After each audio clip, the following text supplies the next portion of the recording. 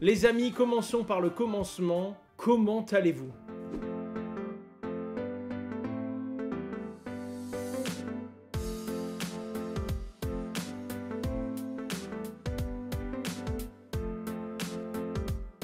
On parle de Fitmint, je ne connais pas, je crois que c'est quelqu'un qui se met en phase de Stepn pour l'instant, même potentiel de hype que Stepn. Alors jamais le même potentiel. Pour moi, Stepn a créé le mouvement, a valorisé le move to earn et a imposé la cadence et le rythme. Il y a plein de projets qui vont s'en inspirer, qui vont l'adapter, et c'est pas une mauvaise chose au fond, mais est-ce qu'il a le même potentiel? Je ne pense pas. C'est comme les projets qui ont copié Axie Infinity. Il y a un beau potentiel, peut-être, mais pas le même potentiel. Il y a une différence entre celui qui crée la tendance, la pierre qui tombe dans la mare et qui fait des vagues énormes, et ceux qui viennent surfer sur cette vague derrière, si tu veux. Ça veut pas dire que ça peut pas monter.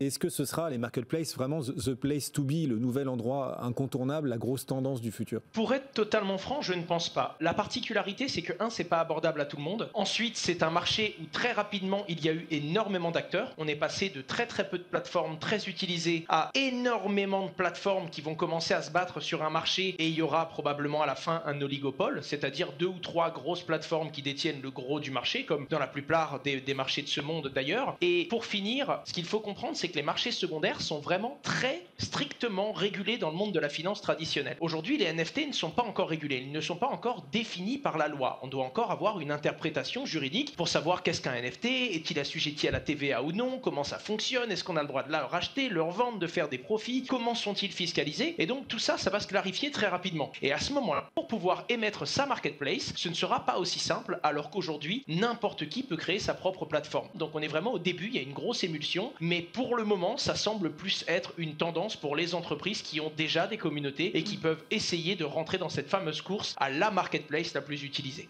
Les amis, on avance sur l'actualité. Le Lightning Network qui a un volume qui a fait plus de x4 depuis 2021. C'est complètement fou. On voit le nombre de transactions. Je rappelle que le Lightning Network, c'est un layer 2, donc une seconde couche qui permet à la fois de rester sur le réseau sécurisé de Bitcoin, mais de payer des transactions très peu chères. D'ailleurs, je vous en ai parlé dans ma toute dernière vidéo, c'est celle-ci. C'est maintenant possible et potentiellement d'imaginer des NFT, donc des collectibles et des stablecoins sur le réseau Bitcoin. C'est assez cool et ça vous explique justement pourquoi est-ce que ça va continuer, je pense, à augmenter le nombre de transactions. Quand on sait qu'il y a Cash App, c'est des millions d'utilisateurs, qu'il y a énormément de solutions qui commencent à se tourner là-bas, et je pense qu'on va commencer à avoir des collections d'NFT, pas tout de suite, mais dans quelques mois, quand Lightning Labs auront développé des solutions qui s'appliqueront sur le Lightning Network, qui lui n'appartient à personne, qui est décentralisé, et à ce moment-là, quand il y aura le protocole Tarot fonctionnel, il y a des chances qu'on ait des premiers collectibles émis sur Bitcoin. À ce moment-là, on en entendra parler.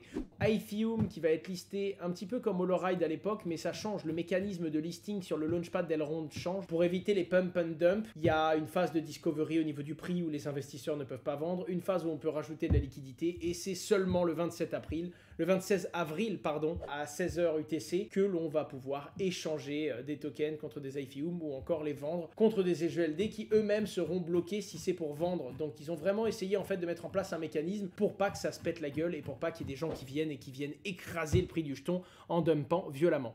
Sérieusement, Owen, le Bitcoin pourrait d'après vous passer un jour au proof of stake? Le roi pourrait, pour rester roi, réformer son royaume? Pour répondre à cette question, il faut répondre sur 2 axes, le techniquement et le moralement. Techniquement, il serait possible, si tous les utilisateurs de ce réseau, si tout le monde était d'accord pour faire évoluer Bitcoin vers un proof of stake, il serait, je pense, techniquement réalisable à mettre en œuvre. En attendant, c'est sans comprendre la proposition de valeur de Bitcoin, parce que moralement, non, ce n'est pas possible. Le proof of stake est peut-être très utile sur Ethereum parce qu'il est très scalable, très peu énergivore, et qu'il permet donc une programmabilité et des usages les moins coûteux possibles, et qui permettront du coup de réaliser beaucoup de use cases sur l'écosystème Ethereum. Ce n'est pas la proposition de valeur de Bitcoin. Sa proposition, c'est justement cet accès invulnérable, ce réseau décentralisé, le proof of work, et la taille du réseau Bitcoin aujourd'hui en fait la crypto-monnaie la plus inviolable du réseau et la plus décentralisée. Aucun gouvernement ou aucune grosse entreprise ne pourrait prendre le contrôle et prendre la main sur ce réseau. Il appartient à ses utilisateurs et à ces différentes personnes qui participent à sa sécurisation. Le proof of stake, bien que plus efficace sur certains points, n'a aucun comparable d'un point de vue de la sécurité et d'un point de vue de ce que Bitcoin propose aujourd'hui sur le réseau. Les amis, j'avance sur un truc assez intéressant. CoffeeZilla qui balance plus de 20 allégations sur SafeMoon. Alors déjà, les premières propositions de valeur de SafeMoon, c'était un truc du genre, oui, vous allez gagner beaucoup d'argent. Quand la proposition de valeur d'un projet, c'est vous allez gagner beaucoup d'argent, sauvez-vous. Taillot, taillot, taillot. Eh bien, CoffeeZilla, qui est un utilisateur assez robuste et assez suivi, a fait plus d'une vingtaine d'allégations graves sur SafeMoon. Elles sont là, elles sont toutes listées. $1 billion fraud. C'est costaud. Et là, pour le coup, il y a le FBI qui s'est saisi de l'enquête. Lui, il est un petit peu en danger quand même, parce que quand tu as une arnaque qui tourne bien et qui a permis de voler plus d'1 milliard à des pauvres gens, dénoncer l'arnaque, lui, il doit passer des sales nuits là. Il a dû se faire insulter un petit peu. Surtout que, je tiens à vous le dire, quand j'avais dénoncé BitConnect, je me faisais traîner dans la boue, je me faisais insulter, c'était très très rude, même par des gens qui adorent ce que je fais mais qui me disent « Mec, sérieux, il faut laisser des pigeons rentrer dans le système, sinon on ne va plus gagner d'argent nous ». Lui, là, il rentre tout seul en front, donc je lui apporte beaucoup d'énergie, je partage sa position. SafeMoon est une merde, une grosse merde. Et en plus de ça, on parle pas simplement du fond du projet qui est pourri. Là, on parle de vol d'argent, de fraude, d'accord? On parle de fausses informations distribuées aux investisseurs pour leur faire croire à du vent. Et il y a de grandes chances que cette enquête du FBI se termine très très mal pour les fondateurs de SafeMoon. Petite chose également, il y a des gens qui disent pourquoi c'est le FBI qui s'intéresse à SafeMoon alors que c'est la SEC, la Security Exchange Commission, qui s'intéresse à Ripple. Ben parce que c'est pas les mêmes fraudes. Ripple, ça va être des problèmes de qualification juridique, ça va être des problèmes d'interprétation légale, ça va être des problèmes de comment est-ce qu'on qualifie leur activité. C'est pas des voleurs. Alors que SafeMoon, on considérerait ça comme une arnaque. C'est pas le même problème. Il y a une différence entre tu as fait quelque chose, tu pensais que tu avais le droit de le faire, mais en fait c'est comme si tu avais émis des actions en bourse, donc tu n'avais pas le droit, donc tu dois être corrigé, ou tu prends de l'argent à des gens et tu te sauves avec la caisse. C'est pas le même délit. En France, par exemple, on estimerait que ce serait plus du pénal ce qui se passe avec SafeMoon, pardon.